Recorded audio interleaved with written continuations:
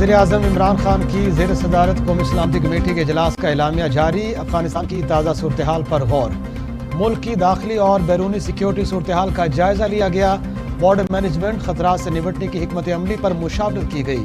Intelligence agencies کے نمائندے، وفاقی وزراء اور نیشنل سیکیورٹی ایڈوائزری کی شرکت۔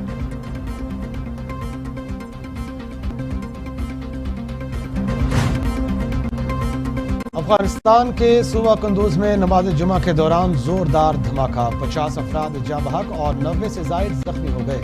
دھماکے کی اطلاع ملتے ہی ریسکیو اہلکار موقع پر پہنچ گئے۔ امدادی کارروائیاں جاری۔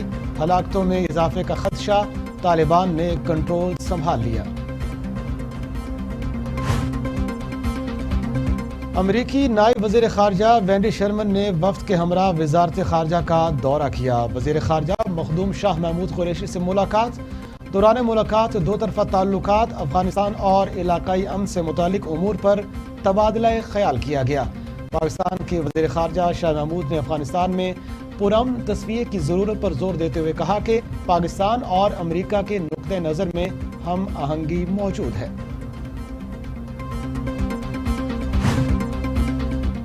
امریکی نائب وزیر خارجہ کی مشیر قومی سلامتی موئید یوسف سے ملاقات۔ باہمی امور اور خطے میں بدلتی ہوئی صورتحال پر تبادلہ خیال۔ موئید یوسف کا کہنا ہے کہ عالمی برادری کو افغانستان کی نئی عبوری حکومت سے بات کرنے اور روابط قائم رکھنے کی ضرورت ہے۔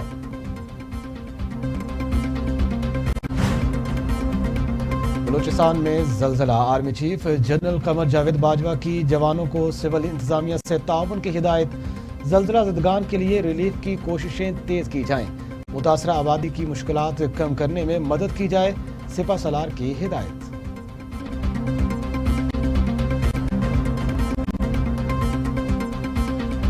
8 اکتوبر 2015 کا زلزلہ ہولناک، قوم نے متاثرین کو کھلے دل سے مدد کی۔ عثمان بزار کی زلزلے میں جاں بحق افراد کے اہل خانہ سے اظہار ہمدردی۔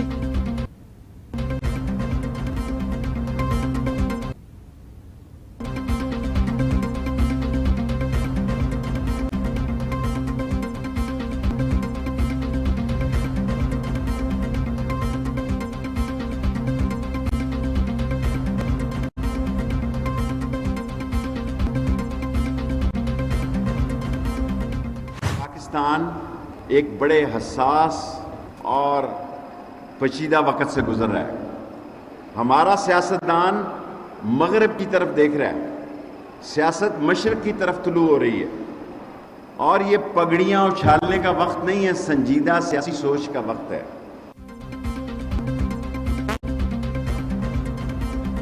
پاکستان بڑے حساس اور پیچیدہ وقت سے گزر رہا ہے۔ 4 ماہ بہت اہم ہیں، یہ وقت پگڑیاں اچھالنے کا نہیں۔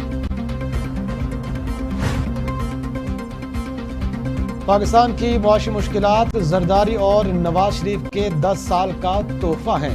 ان تاریخ 10 برسوں کے اثرات تباہ کن ہیں۔ وزیر اطلاعات فواد چودھری کا ٹویٹ، اپنے پیغام میں کہا 12 ارب ڈالر کا قرضہ اور سود واپس نہ کرنا ہوتا تو یہ پیسہ تیل اور بجلی کی سبسڈی میں استعمال ہوتا۔ کہ ایک اتنا سنجیدہ قانون جو اکاؤنٹیبلٹی کے پروسیس کے اندر اتنی اہم تبدیلیاں لے کے آ رہا ہے، اس پہ کابینہ بحث نہ کرے، بلکہ وزراء سے صرف فرضی طور پہ ان کے دستخط جو ہے وہ لے لیے جائیں۔ نیب آرڈیننس کے حوالے سے حکومت کہتی ہے کہ اسے کابینہ سے پاس کرایا گیا۔ میری نظر میں اس سے بڑا کوئی مذاق ہو نہیں سکتا۔ اتنے سنجیدہ قانون کے لیے پارلیمنٹ میں بحث ہونی چاہیے۔ سینیٹر رضا ربانی کی پریس کانفرنس۔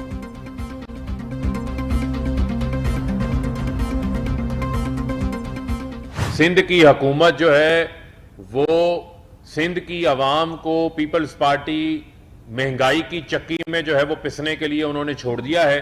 یہ وہ حقائق ہیں جو حقائق ان کی نااہلی کی وجہ سے جو ہے وہ آج ہمیں سامنے لانے پڑ رہے ہیں۔ وزیر مملکت برائے اطلاعات فاروق حبیب کا کہنا ہے کہ سندھ میں پیپلز پارٹی کی حکومت نے عوام کو مہنگائی کی چکی میں پیسنے کے لیے چھوڑ دیا ہے۔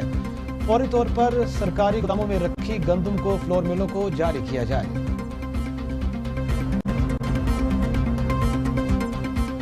کہ اس ملک کے کہ لوگوں پر جو عذاب ہے پی ٹی آئی کا حکومت کا کہ مہنگائی اتنی ہوئی ہے کہ پیٹرول کی قیمت پاکستان کی تاریخ کی ہائیسٹ پہ ہے، ڈیزل کی قیمت ہائیسٹ ہے، ڈالر کی قیمت ہائیسٹ ہے، چینی کی قیمت ہائیسٹ ہے، گندم کی قیمت ہائیسٹ ہے.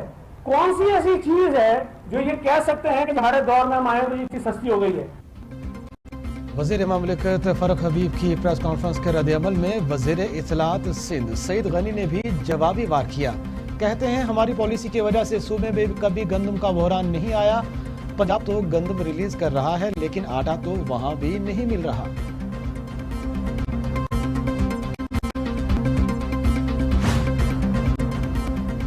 مہنگائی سے پریشان عوام پر حکومت نے ایک اور بوجھ ڈال دیا. نیفرا نے بجلی کی قیمت میں ₹1.95 فی یونٹ اضافہ کر دیا.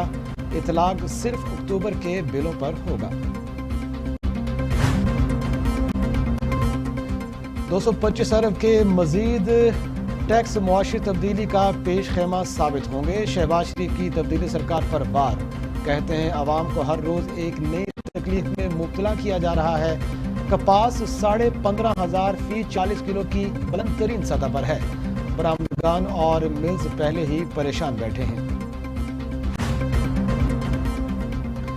جلد 100 نئے ٹیکسٹائل یونٹس کے لیے $5 ارب سرمایہ کاری آئے گی. مشیر تجارت عبدالرزاق داؤد کا ٹویٹر پر پیغام.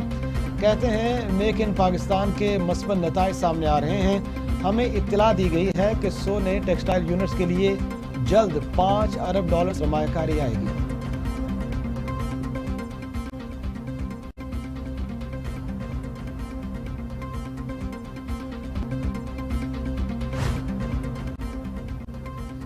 اکتوبر سے تمام تعلیمی ادارے مکمل طور پر کھولے جا رہے ہیں. ڈاکٹر فیصل سلطان کا بڑا اعلان.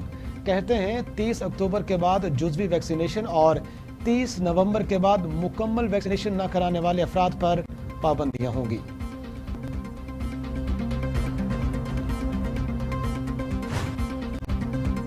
برطانیہ نے پاکستانیوں پر عائد سفری پابندیوں میں نرمی کر دی. تسلیم شدہ مکمل ویکسینیشن کے ساتھ برطانیہ جانے والوں کو اب قرنطینہ نہیں کرنا پڑے گا. نادرہ سرٹیفکیٹ قابل قبول ہوں گے.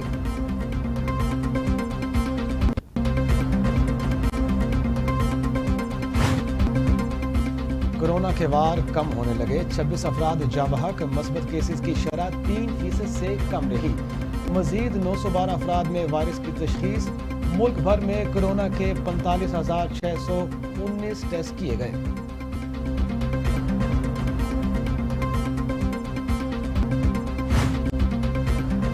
لاہور ہائی کورٹ میں کرکٹ میچز کے دوران ٹریفک کو بند کرنے سے متعلق کیس کی سماعت. لاہور ہائی کورٹ نے میچز کے دوران روڈ بلاک کرنے سے روک دیا. عدالت نے 12 اکتوبر کو ہوم سیکرٹری پنجاب کو طلب کر لیا. معاون خصوصی اطلاعات خیبر پختونخوا کامران بنگش کا کہنا ہے کہ صوبائی کابینہ نے مرحلہ وار بلدیاتی انتخابات کرانے کی منظوری دے دی ہے. پہلے مرحلے میں نیبرہڈز اور ولیج کونسلوں میں انتخابات کرائے جائیں گے جبکہ دوسرے مرحلے میں تحصیل کونسلوں کے انتخابات کرائے جائیں گے.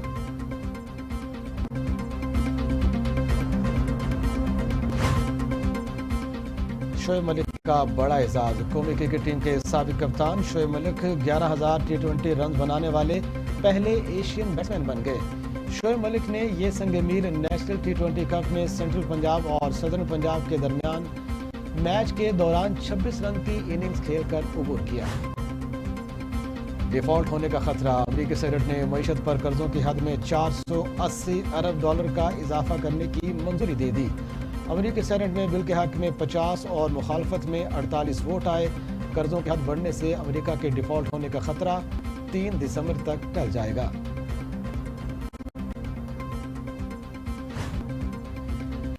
جوہری ہتھیاروں سے لیس امریکی آبدوز جنوبی بحیرہ چین میں حادثے کا شکار. امریکی بحریہ نے کہا ہے کہ آبدوز USS کینٹیکٹ جنوبی بحیرہ چین میں بین الاقوامی سمندری حدود میں ٹکرائی جس کے باعث آبدوز پر موجود عملے کو معمولی نوعیت کی چوٹیں آئیں. تائیوان کے صدر سائی اینگ وین کہتی ہیں کہ تائیوان فوجی تصادم نہیں چاہتا لیکن اپنی آزادی کے دفاع کے لیے ہر قدم اٹھائیں گے.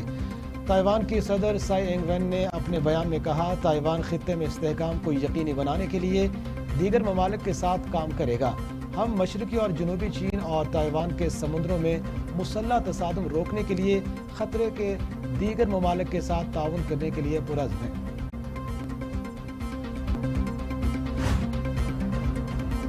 چین میں شدید بارشوں اور لینڈ سلائیڈنگ نے تباہی مچا دی، متعدد عمارتیں زمین بوس ہو گئیں، ڈیمز کو بھی نقصان پہنچا۔ چین کے شمالی مغربی صوبے میں ہونے والی بارشوں اور لینڈ سلائیڈنگ سے تاریخی مقامات سمیت متعدد عمارتیں تباہ ہو گئیں۔ سیلاب کے باعث لاکھوں افراد متاثر ہوئے، ریسکیو نے 17,000 افراد کو محفوظ مقامات پر منتقل کر دیا۔